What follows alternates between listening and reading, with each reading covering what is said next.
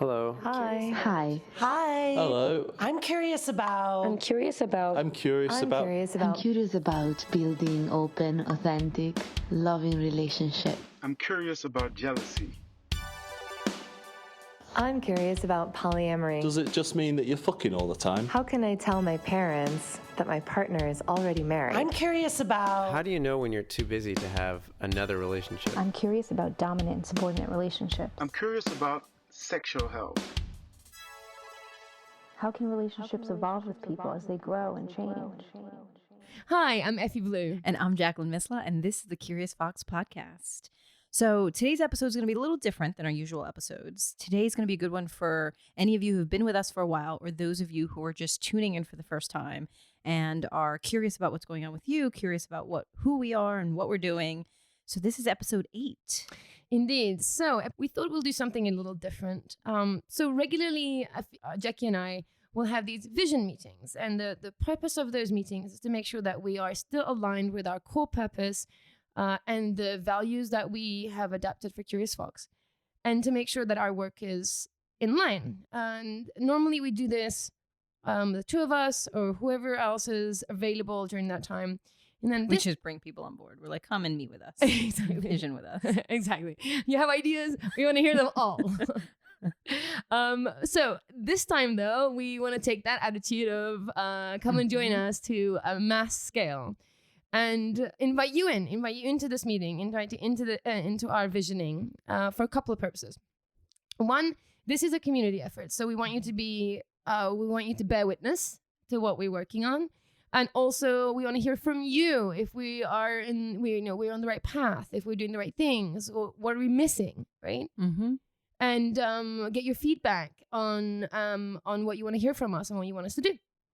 Yeah, so that's part of the goal, is to get a sense of what you're interested in. It's also, so this month we are in August, depending on where you're listening to it and when you're listening to it. When we recorded it, it was August. And the theme of this month is family. So we thought that maybe we want to have a little bit of a family meeting to reflect on where we are and where we're going.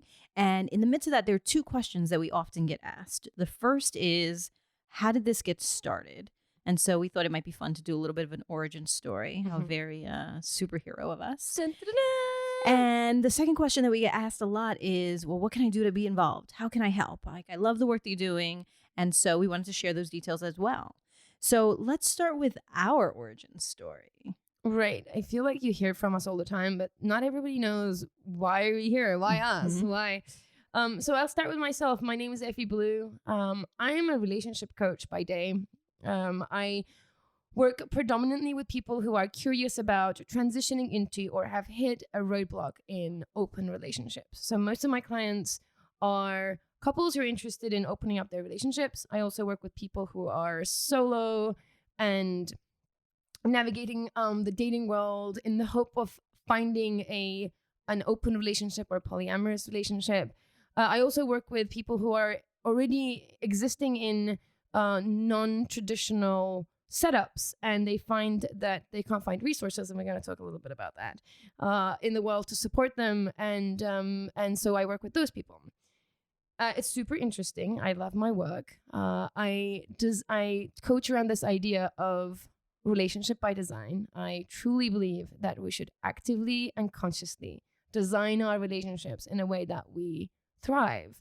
And it sounds great. It sounds almost obvious, but it is actually really hard to do because we exist in a world that really has a one-size prescription for all of this stuff. And that's exactly what we're going to get into. Mm-hmm.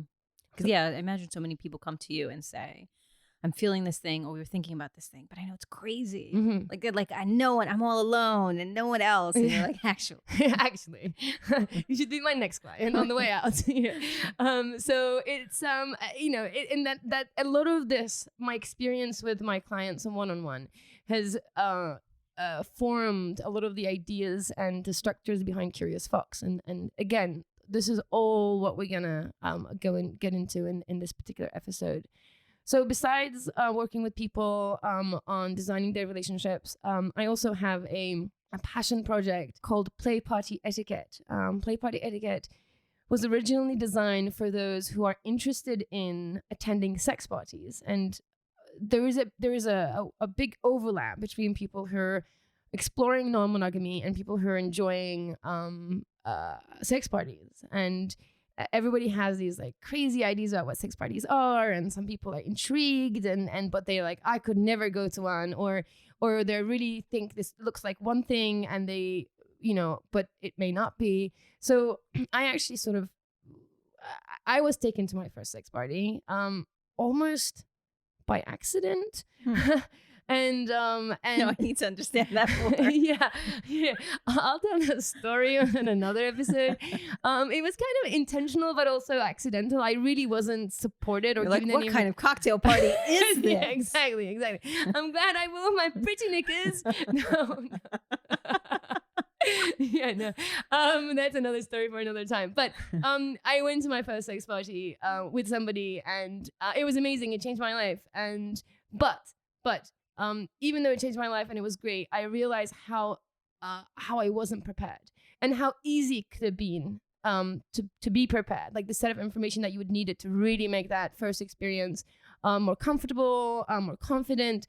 So I went about putting that material together. Initially, it was a workshop called Play Party Etiquette, and then I wrote a book, and then we produced a written booklet, and then now I am collaborating with an amazing artist friend of mine to create a illustrated printed version of it that is somewhere between pleasure-based sex education for adults, how to navigate consent when you partners, and an art book. Yeah, it's gorgeous. Yeah, beautifully done. It is beautiful. Well, that's what I love too about you. It's just the fact that you're like, this is very Effy, go to a sex party and then walk away with, actually, they could have done a lot of things differently. I'm going to take the lead on that. I'm going to actually write the book and do a workshop.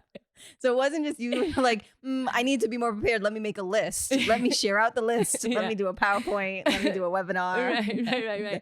And then with the accent too, Play Party Etiquette. It just sounds so much fancier now. I love it. I know.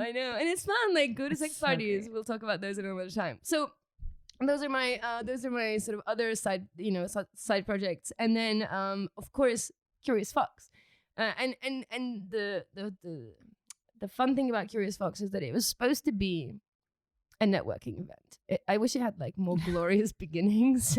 Well, that's like the cocktail party that turned into a sex party. Yeah, it's supposed to be a networking event. And yeah, exactly.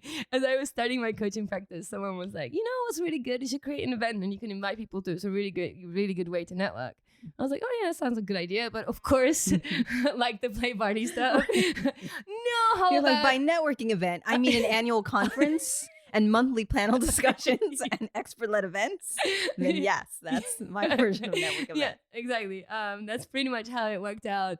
I was like, networking event sounds not that much value. How about we put a panel in? How about we do some games? How about we have takeaways? So yeah, that was the first Curious Fox social. And then it was full, it was packed. And then I was like, whoa, what's going on? Maybe I have that many friends, So I thought, well, I'll do it again.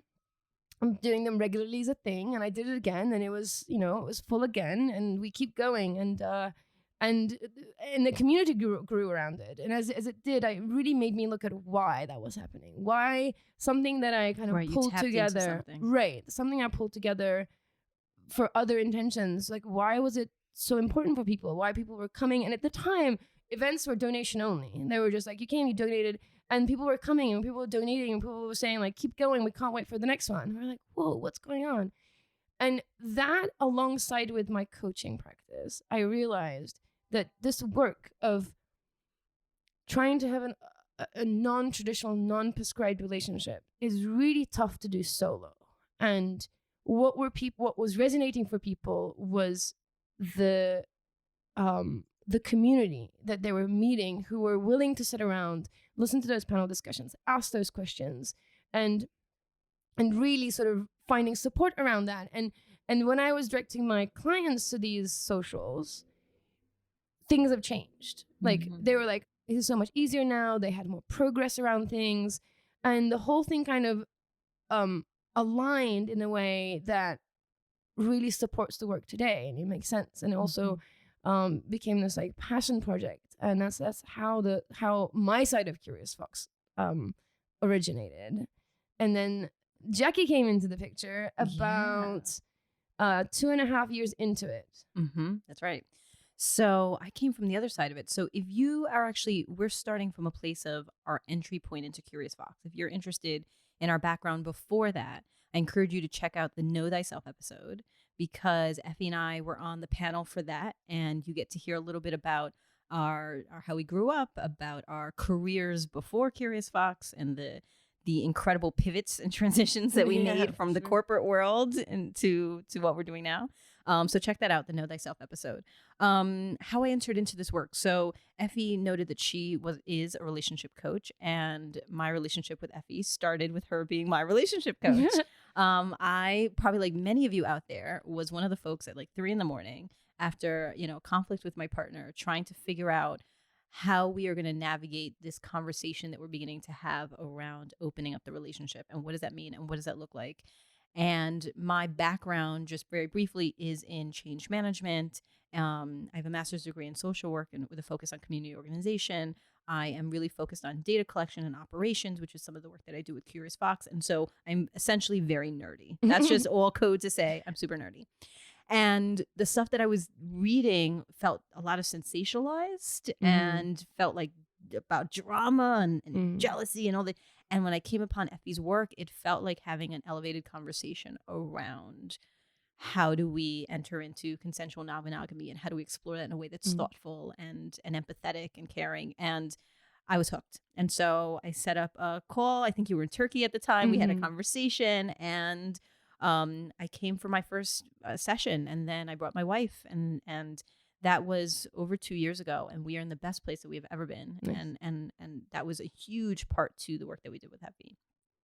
And so then I went on my own and continued to live my life, and then came back to Effy and circled back because so my passion project is I'm also the founder of an organization called Crafting Your Path, which inspires and provides tools and community to women who want to step off their prescribed path that has been laid out for them, and instead create a path that is deeply aligned with who they are. And so my work outside of Curious Fox is around helping particularly women, but I coach all folks, all gender identities, around how they want to move into careers and lives that feel like them and step outside of what everyone has been saying that they should do. So I come to Effy and I say, you've built this beautiful brand with amazing work, and I want to learn from that. And as we continue to talk, we realized that there is such a through line between the stuff that Effy is doing and the work that I was doing. And it kind of came to a head in Curious Fox. And because I was a beneficiary of it, because I came to workshops, I came to consider this at the annual conference. And so I was on the other side as an audience member and really thrived from the connection and learning that happened in that space. And because our missions and our passion of what we're supposed to meant to do in this world was so aligned, and we realized that we need to work together. And so I had come to Effy asking, to give me some feedback on my website for Crafting Your Path and some thoughts. And she circled back and was like, so I can give you feedback on that. And I will. And you want to come and like hang out and start talking about some Curious Fox stuff. And that was about 8-9 months ago. Yeah.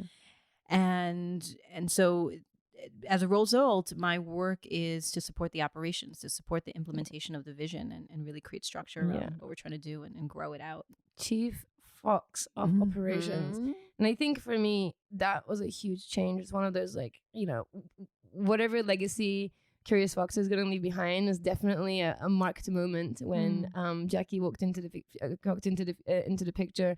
I find every day we notice that our skills are so complementary that we excel at areas that really once aligned push things forward.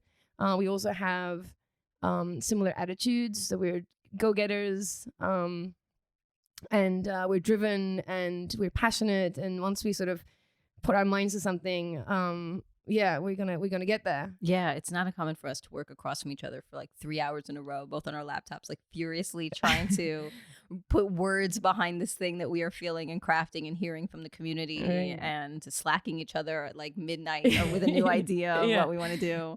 And so honestly, that, as I mentioned, that was a through line across all of it, right? The things that connected us and the things that inspired us to do this work is that we recognize that there is and has been a prescribed path for careers and for love and for life. And there's so many of us who just want to challenge the status quo and design lives that feel more authentic to who we are and don't feel like we have an opportunity to break outside of the box in a way that feels safe, in a way that we can explore our curiosity.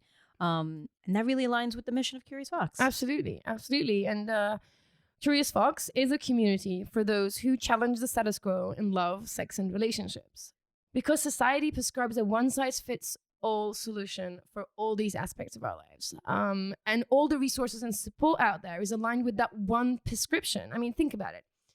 Most of the dating apps have limited gender orientation and relationship status options, right? Right. Some are male, female, and other. Yeah. Still some of the popular ones. You're like, other, what is that?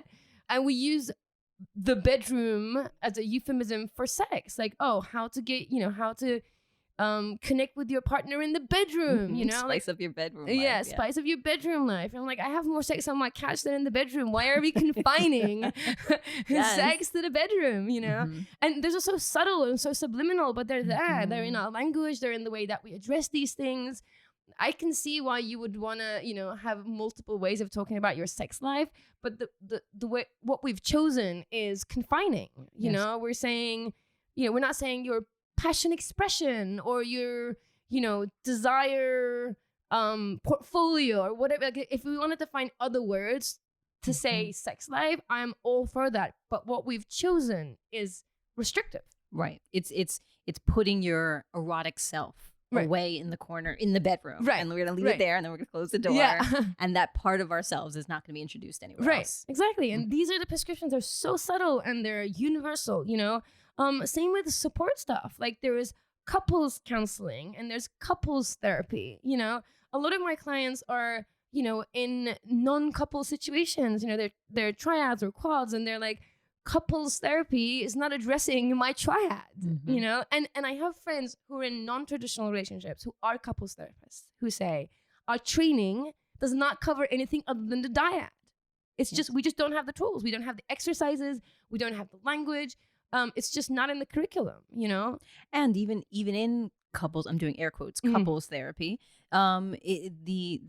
The way in which they approach the work is about staying together and making things work and fixing things. And sometimes that's not the way. And sometimes it's about expansion or open or transitioning out of that relationship and just looking at different ways that relationships can exist outside of the nuclear family.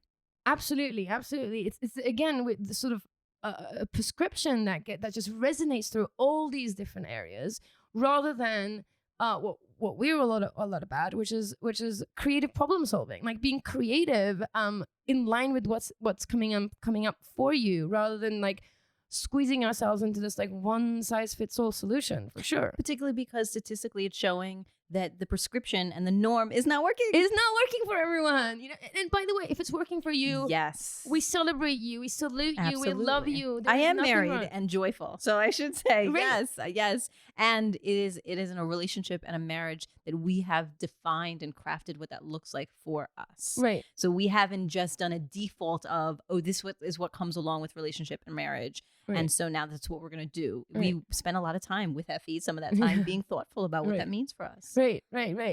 And it looks like it's about half of us actually, because statistically, I believe the numbers are in the United States alone, 45% of first marriages end in divorce. It's crazy. And then it's actually downhill from there, and then the statistics go up. And I think we looked at something like 79% of third marriages are out. Yes. Which is crazy statistic. You'd think they would get better. Learn the lesson at that point. Yeah. And to me, that indicates the structure isn't serving. Right. Like if you're trying it again over and over again, by the third time it's still failing. Like that prescription isn't working for you. Right. And what is it that there potentially is a divorce every 36 seconds? Yes. Based on those numbers. Totally. Like divorce. It's happening again. It's another divorce. And we're joking about it, but honestly, it's sad. Both of us, both Effy and I, came from spaces where we did not think that we were good at relationships, or there was something that was wrong with us. And it wasn't us. It was the fact that we were trying to fit ourselves into a particular prescribed mold that just didn't fit us. Yeah. And so Curious Fox is about, it's not even about trying to convince you to do something different. It's the opposite of that. It's creating spaces where you could be curious just to see what other opportunities exist outside of that one prescribed path. Right. Because we also noticed that there were no really standout platforms or resources or this one place that you can get to then have resources around this stuff, right? And that what was out there sometimes felt either niche or political or alternative or cliquey. It was so removed from accessible that it wasn't really serving. It wasn't really serving en masse, which was, I think, what was needed. And again, almost half of millennials have said they're not going to end up in a monogamous relationship. Right. So that's what's interesting, right? So half of people are getting divorced. Half of millennials are saying they want open relationships. And there wasn't and isn't great platforms for people to get information around what that looks like, how to navigate through that well. Outside of just saying that you're open or you want to try, how do you do that in a way that's rooted in information? Yeah. That's rooted in support and clarity. Sure. Yeah. And I think that's exactly why the first Curious Fox were packed. Yeah. That people knew, and there wasn't anything. So anything that popped up and said, we'll support you a little bit, people were like, yes, please. Right. We've been having, and we'll tell you guys more about this in a little bit, but we've been having conversations with folks in other states who want to bring Curious Fox to them. And in one of the last conversations we were having, somebody was saying, there are parties here. There are kink parties and there's socials, and there's all these places for us to gather together and hang out. But there aren't places for us to talk about the non-fun side of this stuff. Like, how do you work things through? How do you have the conversation about it? And they were like, those are the things that we want to get into, is like the how to live this life well. Right. Exactly. And so Curious Fox is for those of us that aren't thriving on this prescription and actively seeking healthy options in line with the way we do thrive, right? Those resources, those how-tos. And that's where the learn, connect, thrive comes into the equation, which is our kind of guiding structure, if you will.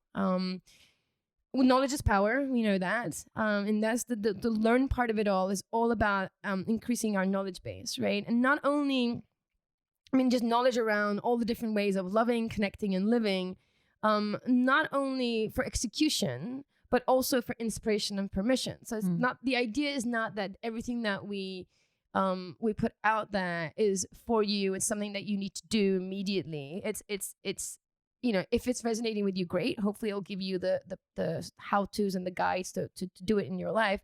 But it's also about inspiration and permission, right? It's about knowing all the different options that you have out there so you can be inspired, right? So you can, it's like, if you think about it, you can watch the, Paris Fashion Week. Doesn't mean you're going to go around in gowns, but it'll give you some ideas on like how you want to figure out what you want to wear, right? So some of it is that, and some of it is permission. Like if someone's telling their story and there's a moment for you when you go, oh, me too, right? That's permission. That's you going, I'm not alone. I'm not weird. I'm not creepy. I'm not an outsider. There are people here who are talking about similar stories or similar desires or similar struggles. That's your permission to go ahead and then step into your most authentic self in that way. It's true. Realize what's possible. I remember Effy talking about, Effy lives with one partner, another partner, and their partner live downstairs. And so they're all in the same house. And I remember hearing that and saying, wait, that's possible? Like, that's a thing? Yeah. And she's like, yeah. And then on Sundays we'll have brunch together. I'm like, that's a thing. And that just, it felt like permission and inspiration. Yeah. Like, oh, I didn't even know that was possible.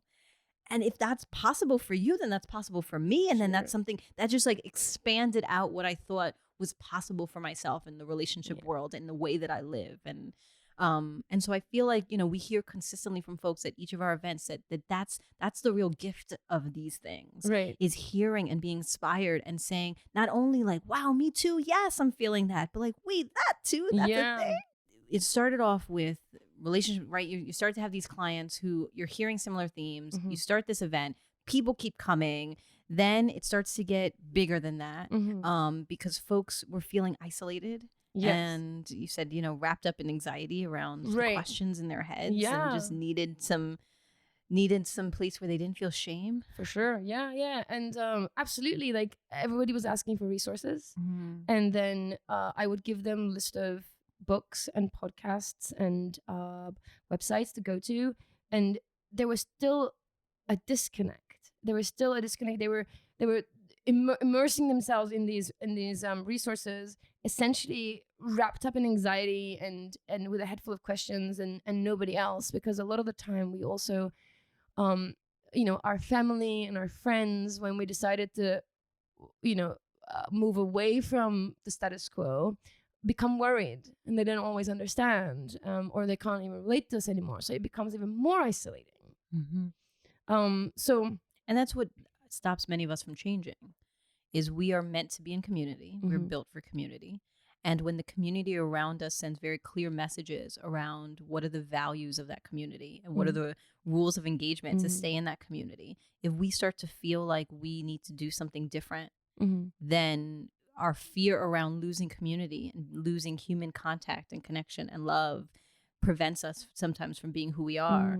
And there are many folks who I've met and worked with as a coach who would rather be inauthentic together than be authentic alone. And part of this work is creating community where, and Effy talks about this a lot, which I think is beautiful, around changing the noise around you, where the noise then is more complementary to who you actually are.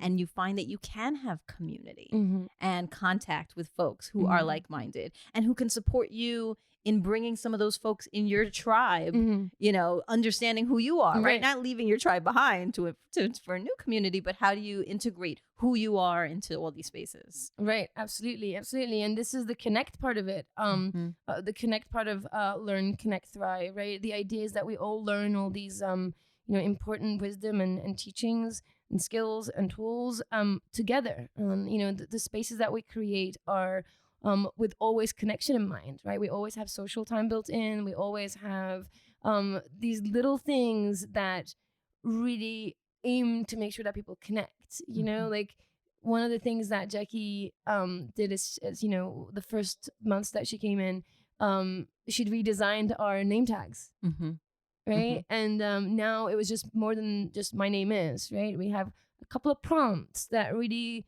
give the other person a bit of an insight. Right?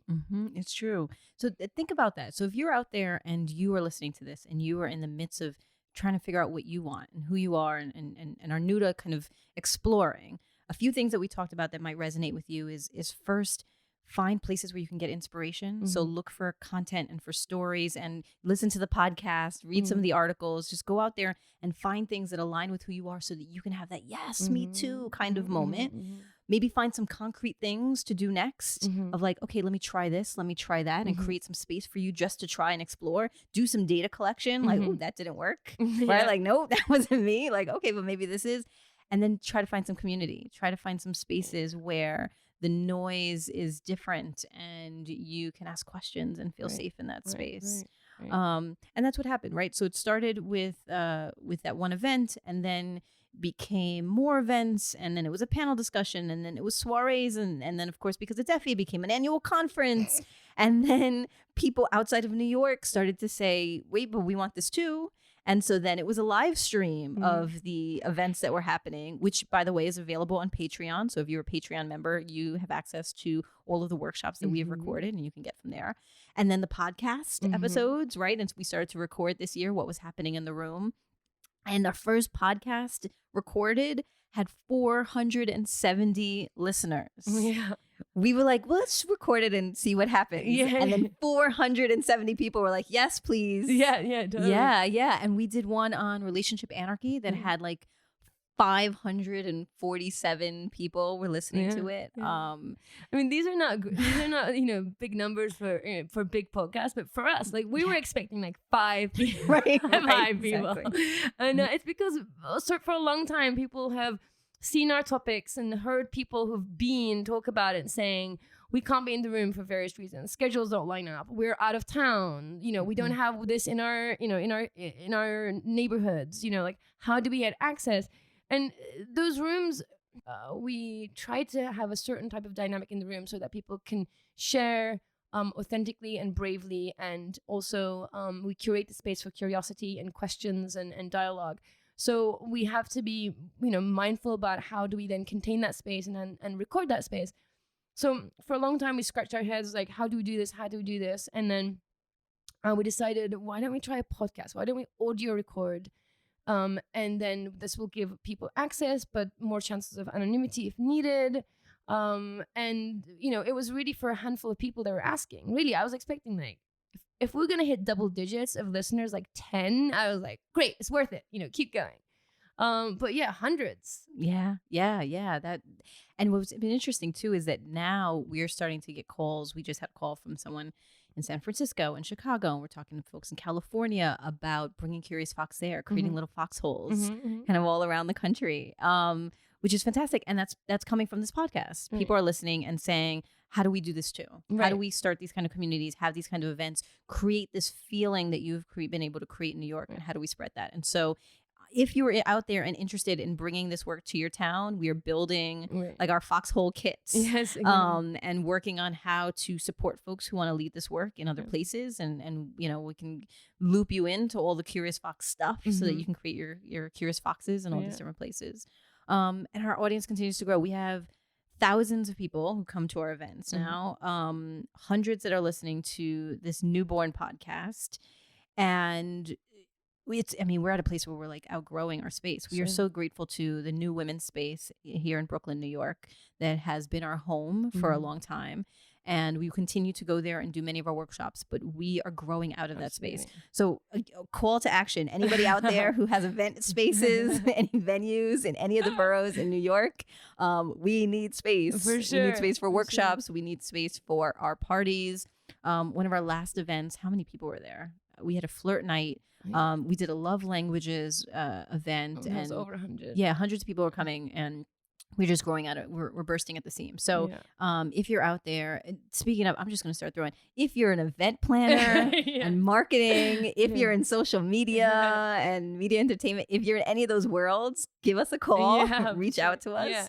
Because here's the thing, the people always tell me, oh, you know, Curious Fox looks so professional, you know, everything looks so professional, it takes an enormous amount of effort, because we essentially, it's our fate, you know, we call in favors and we borrow equipment, and we, you know, really piece it together, and we want to do service to our community. So we do our absolute best to bring everything out as professional as possible. But the truth is, behind the scenes, it's really just us piecing it together, asking, you know, our friends to help us. You know, the first Curious Fox podcast was recorded by my partner, who has a background in audio tech in theater. So, and we borrowed a bunch of the equipment from his theater troupe to see if it's gonna even work, you know. And for a while, we borrowed equipment every time we needed to record something, and then we would, like, these crates of things would arrive, and then we had to pack and send everything back, and it was scary because it was like expensive equipment that we're borrowing. There were so many wires. I was like, I don't know where any of these things go, and like, we have a vision, but we're certainly not pros at podcast producing, you know.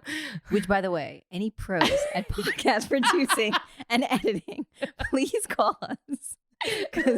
Let me say, so Ben is somebody who also has been fantastic and volunteering and supporting us in doing the podcast work. And you know, as Effy pointed out, we have extended all favors that we possibly can from all of the people in our network. But if there are folks out there who are good at podcast producing and editing, and you like what you hear, absolutely, help us. It's true. And honestly, this podcast, we're joking about it, but it's important to us because it is giving us an opportunity to change the noise. We keep saying that over and over because it is just so true. We make decisions rooted in the noise that is around us and what we believe is possible. And Effy and I are deeply committed to changing the noise and helping people see all that is possible and more than possible, and possible that we haven't even identified. I mean, part of what we are thrilled about in this is that we do these panel discussions. We have these conversations between Effy and I that like you're hearing now, and we're starting to do interviews with folks who are inspiring us to see what is possible and ways of living that are beyond what we thought, and ways in which people have grit and resilience and curiosity and I mean, so we are deeply inspired by these conversations that we're having, and thrilled to be sharing that out, and want more help around doing that well. Right. And we find actually that surprisingly, when we do ask for help kind of does arrive sometimes magically, you know.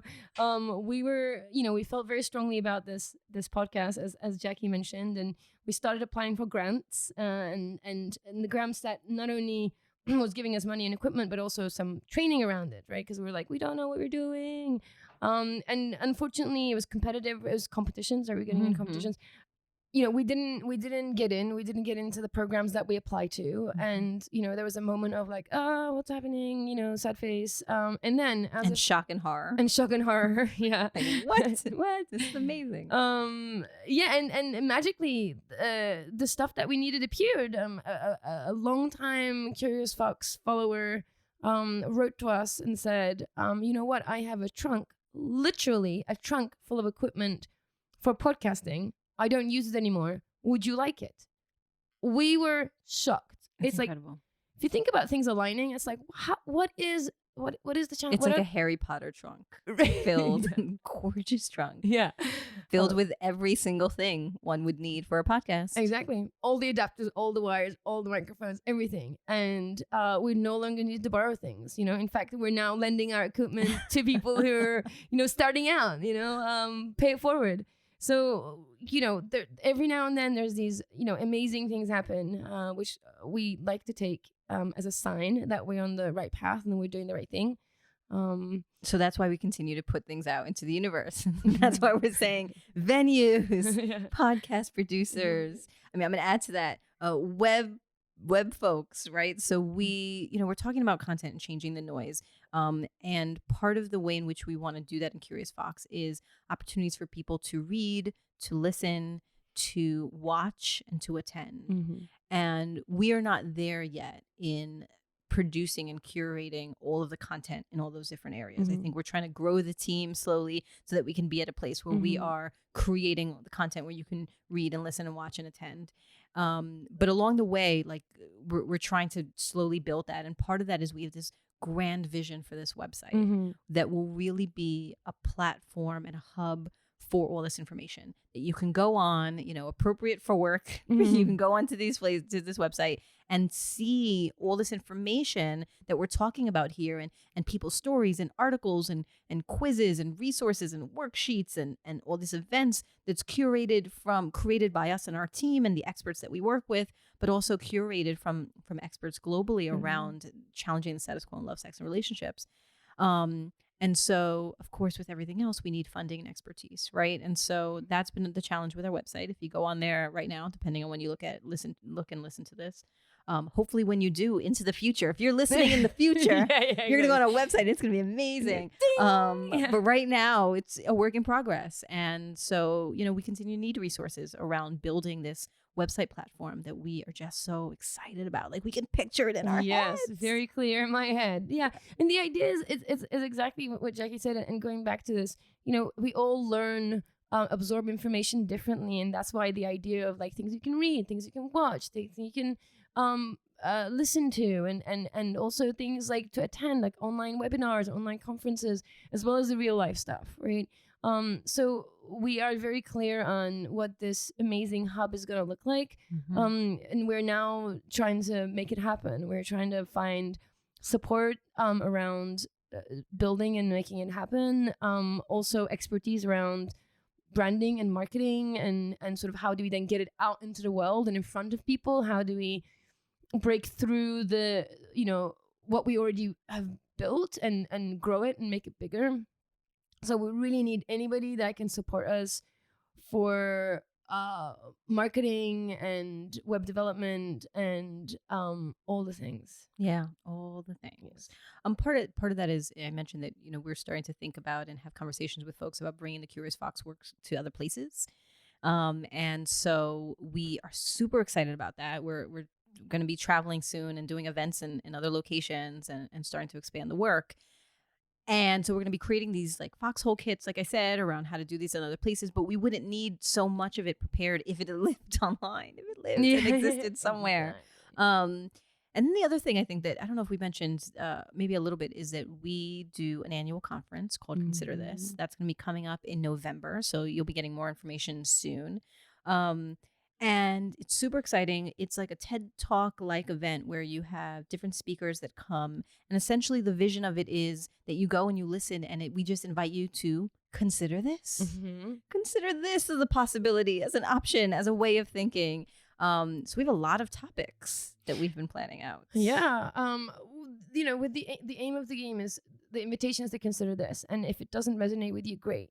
If it resonates with you, great. If it doesn't resonate with you, the hope is that you now learn something that will allow you to understand and accept somebody else, and not to sort of hopefully once you've considered it and you're being, you know, given the information around it, then it's like, oh, it's not for me, but I can totally understand why it resonates with other people, right?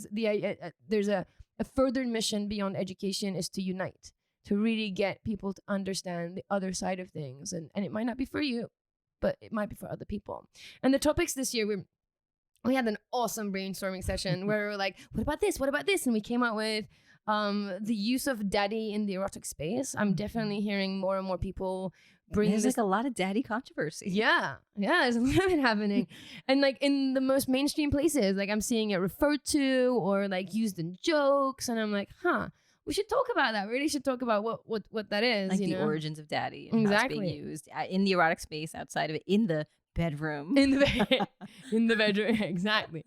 And the other topic is like, if not fidelity, then what, right? So we are a lot of the conversations around non-monogamy, and historically fidelity is what defined relationships. So if we're moving away from that, if we're saying, well, fidelity doesn't define relationships anymore, then what does, right? Mm-hmm. Let's talk about that.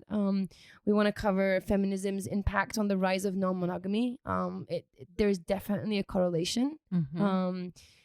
So we want to understand how it all lines up and how it's impacting one another. We want to cover we want to cover modern dating beyond the apps. Mm-hmm. You know, like how do they develop? How do we date these days? Is it the best way? That's true. If you're in a dating mindset right now and you haven't already, you can listen to our last podcast episode, which was actually all about dating and apps. And we worked with Ben, who we said supported us in our podcasting around his dating life. And so you should check that out. Yeah, that's funny. Mm-hmm. Also, something that I'm really interested in is the idea of from nuclear family to micro community. You know, as people are challenging the status quo in love, sex, and relationships, that is resonating out to other areas of their lives, and obviously, family is interconnected with that, right? Often relationships result in family, but if we're moving outside that traditional, mom, dad, and 2.4 kids, we're growing out of that. I'm interested in looking at those formations as micro communities, and maybe redefining family a little bit for those it makes sense. It's true. At this month being family, we've been talking and thinking about chosen family versus birth family, if you will, and what does that look like? And that may not include children. That may include fur babies, and for some, and for those that do have children, we have been meeting more and more relationship constructs where there's a number of people that it's literally a village raising a child. Right. There's literally one of the events that we last had, there was 4 folks who were in a larger community of loving relationship, and the 4 were all watching this particular child like navigate the space and taking care of them, and it was pretty amazing to watch, actually. Yeah. And we have a baby coming, so yes, that's right. My one of my partner's wife, Beth, is pregnant, and we're getting a baby, hopefully, if all will go well, in January. So first baby in our little micro community. Yeah, brunch will include the baby now. Yes. Sunday brunch will include the baby. Yes. Yeah, there's a few different. So there's that. We're thinking about sex. Is our sex parties the new cocktail party? All this we're seeing now with censoring the sexy in social media. We definitely want to have conversations around that. There's ideas around how porn is impacting sexuality. And then we've been talking more and more about what's interesting in some of our work. We work with folks of all identities and all generations. And part of the conversation that we're hearing is, and this is how we've titled it in the moment, queer, vegan, and poly, labeling a generation. And so all of the ways in which now there is this push and pull between people wanting to be authentic and not be described and not be labeled. But then there's also all these labels. Yeah, for sure. There's like a ton of labels for a generation that doesn't want to be defined. I think there's definitely something there, like why does that juxtapositions keep coming out? Yeah. So the Curious Fox and Consider This is all about meeting the needs of the community. So we are sharing this, you're listening in on our visioning session, because if this stuff resonates with you, we want to hear that, right? Because we want to make sure that we're crafting things, programming that meets your need. And if you're like, actually, that's great, but there's this other thing that's really important that you guys did not mention, that you need a workshop on, that you got to add a speaker to, then please let us know. Absolutely. That's the point of this, is we want to hear what you're saying. So if you want to get involved in this work, if you know speakers or thought leaders or educators or writers or facilitators, we want to know them too. For sure. So introduce them to us. Yeah. And if you're a sponsor and you got some food, drinks, toys, or books, or experiences, or anything like that, and you want to expand your audience and your reach, let us know so you can be involved. Yeah. We already have some amazing brands, and amazing brands and people, individuals that support us, and we're gonna mention them. Be in that group. Come and join our gang. Yeah. We have this awesome community that is ready to hear and interested, and we really want to align ourselves with other organizations, brands, projects that are on the same mission. Like, we know we're not alone. We really want to align all these, and there's power in being united. And we want to hear from you. How can we help? Can we collaborate? Like, that's one of my one of my go-to questions. I'll meet people and I hear their story, and always in the back of my mind, I'm like, can we collaborate? No, Effy's so good at that. So just so you know, so our sense of our roles, she's like the classic, perfect founder CEO of, like, she's good at the networking and connecting and bringing people together, and I'm good at operationalizing. So I like send Effy out into the world. She'll come back with like 30 business cards of all these people that we need to talk to, and I figure out like how to help plug them in. Yeah, and that's amazing. I think knowing that Jackie is there to like have my back and to make sure that I'm not going to embarrass myself in front of these people. It's definitely gives me the freedom to like be out there and be creative and meet people. And as I said, like, just always in the back of my head, like, can we collaborate? What can we do? How can we align our missions and our visions? And this is another version. This is another call of that. Like, if you're listening and you hear what we do, you like what we do, it resonates with you, it hits a note that you're going, me too, or I want to get involved, or oh my God, that's so interesting. Even if you don't know what a collaboration can look like, reach out. We'll figure it out. I'll figure it out. Yeah, if you have a skill. Or become a Patreon member. Via our Patreon, we're in the midst of a fundraising campaign right now, trying to have more donors, because again, right now, just so you know, and I think you're clear, this is Effy and I and like a group of folks that we've kind of pulled together who believe in this work and this mission. This is not our full-time job. This is the work that we do because we really care about it and it impacts us, and we know that it makes a difference. And so via Patreon, folks give $20 a month, which is, we were saying, like a fancy cup of coffee every week. Yeah. And 4 cups of coffee a month. And it really makes a huge difference. So there's that. But again, if you're in this and are just trying to figure out your own path through this, there are people out there, and there are communities, there are groups, there are individuals who are pushing back on the prescription and saying there are other ways. And we're trying to create more access for you. And so we want to hear from you around what you need to feel supported, so you don't feel alone in this.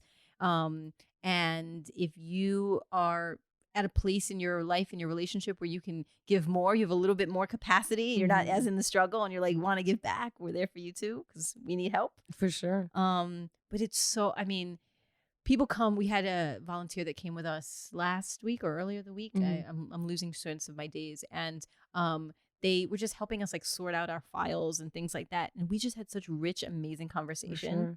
And she texted me yesterday and was like, I need to come back. Yeah. It's like, who has these conversations during the day? Like, who's talking about, oppression, and who's talking about, socializing norms and breaking past norms, and like, how are these conversations that you're allowed to have at work during the day? And so, I feel really grateful. Me too. And you sort of talked about how it's not our full-time job. I don't know. I would love for it to be our full-time job. Yeah, it would be great to sort of immerse. At least I should speak for myself. That is, I'd love for this to be, the main focus. And I think that's aim of the game. Like it is to hopefully find enough resources, find enough interest, that this project, this work becomes much bigger and much more relevant. It's very relevant. I should say much more known and bigger and expands enough so that it I don't know. I'd like it to be the focus of my work, but yeah.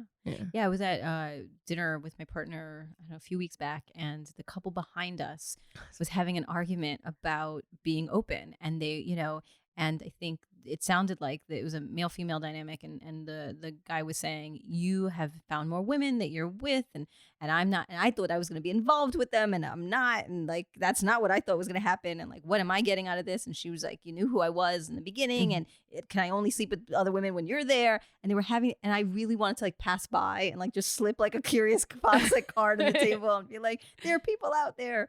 But it's true more and more. As you like, there's that saying that once something is in your mind, you see it everywhere. Like if you decide like, oh, I want that pair of shoes, or I want that car, like you start to see that thing everywhere. I'm starting to hear and see more folks who are in the struggle around trying to either fit themselves into the box or trying to expand out of that box, but not really knowing how to do that. And it's true. I just want to like walk around with like stickers or business cards or something and say like, you're not alone. You're not alone. You're not alone. Yeah, absolutely. And I think that's, we always, as we do these, vision sessions, we go back and, all the things that we always come back to make sense, right? Learn, connect, thrive. Through connection, through like knowing you're not alone, hopefully we're going to thrive as a community, as a group. And I think a part of us trying to get the word out is that the more we're connected, the more people that we know who are in it with us, the more the chances of us thriving is higher. Yeah. An authentic connection, not Instagram connection. I mean, follow us on Instagram. We are Curious Foxes. Facebook, Instagram, Patreon.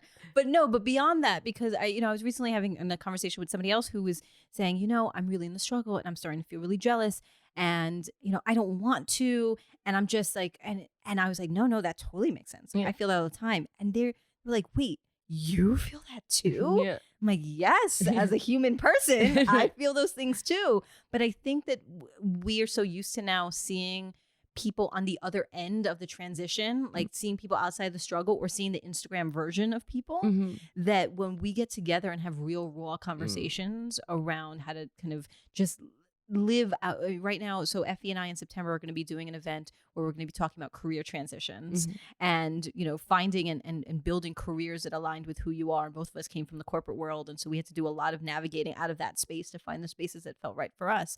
And so this idea goes beyond just relationships and non-monogamy. It goes into how do you really get in tune with who you are and what you want, and then craft a life around that. And that is incredibly difficult to do. And it feels really lonely when you look around and it looks like everybody's doing really well and thriving, either thriving in the box or have magically found some like, they're a vlogger and they travel the world and all these, and you're like, how the hell did you do that? Yeah. Right. And so like we want to have some real actual conversations about these things. Yeah, absolutely. And I think the connection, instead of connecting on what we are doing, I think the aim of the game for Curious Fox is in connection on the why, that we do we want to find our authentic lives, our authentic ways of loving and relating and living, and that is what connects us, not what we've chosen that to be, right? So just because, if one person chooses a non-monogamous path and the other one chooses a monogamous path, that's not the point of connection. The connection is those people have actively designed their lives, are making decisions every day in line with their own truth, and in some cases having to resist the status quo because it doesn't fit them. And I think that's where the connection points at. That's what we mean about the authentic connection, that in the process of designing our lives and dedication to that, dedication to authenticity and design is where we are connected. Yes. And support one another. I love that you said that, because I think it's about beyond not having judgment around whatever decisions anybody's making. I think it's important for us to name we are not advocating for non-monogamy. We're not advocating for a particular path. I remember when I first transitioned out of my corporate life and started my own business, in the beginning, I was home doing all the domestic things all the time, and the dishes and the laundry and the this and that. And I had my own stigma and judgment around that. Now, there would be a time in a generation where me trying to get back into the workforce would have been, criticized. And I was criticizing myself for doing the opposite, and really had to give empathy around myself that, no, that is a beautiful choice to want to be home and take care of your family. Or it's a beautiful choice to do both and take care of family and work. And it's a beautiful choice to not and to work. Like, all of those are beautiful choices. And it really just matters which particular choice fits for you, which particular option fits with who you are. And I think that's what this work is about, is allowing yourself to be curious enough and find safe spaces where you could learn all the things that are possible, right? And choose whichever one works, right? Exactly. And do the work. It's not easy. It's not supposed to just come down from heavens. It's this idea of, going back to relationships, this idea of that you search high and low, you overcome obstacles, and then you find the one, and then you live happily ever after. Narrative is false. It's a myth. It's not real. You don't just live happily ever after. It is hard work. Relationships are hard work. There needs to be thought and active design and creative process around relationships. And it's a practice. I think a relationship is a practice. You have to keep remembering why you're there, what you're trying to create in the world. And I think, and doing that hopefully with a community of people, and keep being connected to that you just don't take it for granted, and you keep working on it, is the only way to have relationships. Yeah. And, speaking of relationships, I think in the spirit of gratitude and thinking with the theme of family, like, I feel so grateful for the family, the Curious Fox family that we have built, and all of these people who have come to support us and donate their skills and their time. Thomas, who Effy mentioned, who take time out of his day, who literally set up the equipment that we're using right now to have this conversation. Just before he left for the airport. Exactly. Instead of like putting headphones on us as he's running out the door. Thomas has been amazing. Ben has been fantastic again in giving us time and expertise around the podcasting. Marco, who we just did a post on Instagram, who is our photographer, is one of those folks who came to an event and after the event was like, this is great. I want to take pictures. And we're like, yes, you should. And then like ever since comes to every event and takes pictures and is our official photographer and is fantastic. And Dev, who did the music for our podcast, and Mustafa, who's the person who magically showed up with this Harry Potter box of podcast equipment. And Peter, who recently just did a generous donation towards our costs. And we have so many volunteers, Alexis and Jessica and Giselle and Michael and so many other folks who come and dedicate, almost every event, come and set up and break down all this stuff. The New Women's Space, our sponsors, Dame and Pleasure Chest and Shag, and New Women's Space for hosting us. And of course, our Patreon members. For sure. Yeah. It's nice to kind of go through this exercise and sort of looking at, really thinking about who we want to thank, because also, well, first and foremost, we are grateful, and we can never say that enough. I think these people should hear it from us over and over again. The other thing is, I think, a little, maybe self-serving, but just to remind us that we're not alone. Yeah. That these people, we're grateful because they're there with us and they support us and they're part of the team, and They step up sometimes, sometimes get dragged in. But right, if you date us, you will probably be working at an event at some point. Comes a part of the package. Yeah, one date, one volunteering. One date, one volunteering. But it's true. I'm thinking about one of our volunteers who's incredible, Giselle. Like reached out at one of our events, I don't remember, and said, "Hey, normally you guys send out an email saying you need volunteers. I didn't get that email this time." But I'm going to show up because I'm going to assume you need volunteers. And we just, in the midst of staffing transition and stuff, we didn't do that. Right. And we're like, yes, she showed up. And we're like, me too. Can you stand at the door and check people in and like welcome people? And like, I'm so grateful. No, I'm I just know. grateful for people. And you know, when you know, it's, and we need all that. We need, and we need more. Yeah. Because we do want to grow this work and because we do want to do it better because we want to learn and we do have a big vision and we've shared some of it with you today and it's so much more detailed and we have a very clear roadmap. We're now at a stage of executing, which by the way, just a personal note, I could not do on my own. One of the reasons why we have such a detailed roadmap is Jackie, who just like came in with her colored flip chart paper, colored markers. Yeah, exactly. And it's like, okay, I see your vision. Let me break it down to how am I gonna make it happen. But because there was great foundation. You're gonna like now listen in on our Love Fest. Because it was great foundation. I mean, this is I have personally been impacted by the magic of not feeling alone and getting concrete tools and again just like what felt like well-timed inspiration to help me beyond my relationship. It helped me really think about the way in which I could craft my entire life and design an entire life around who I am. Yeah. So thank you for that. You're welcome. No, thank you. Thank you. You have no idea. Thank you.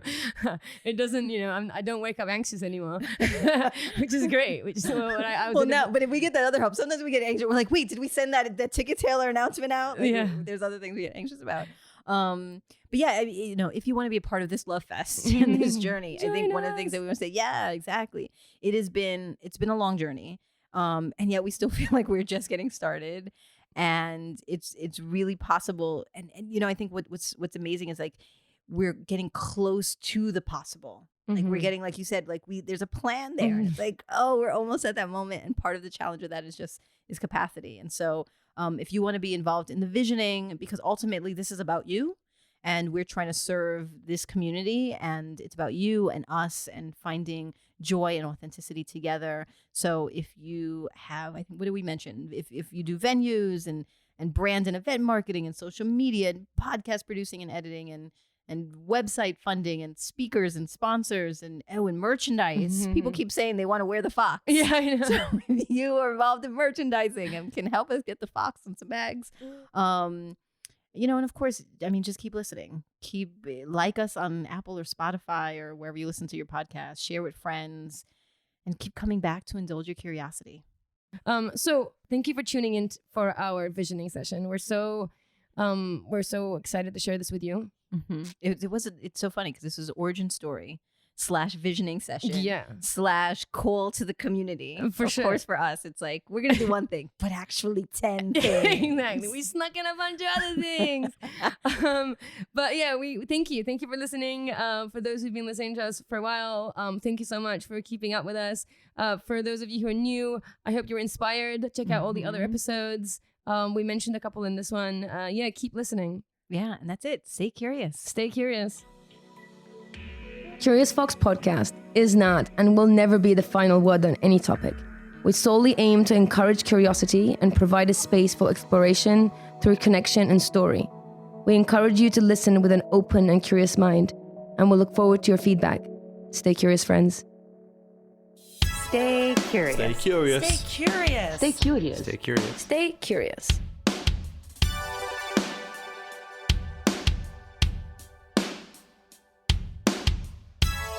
Stay curious.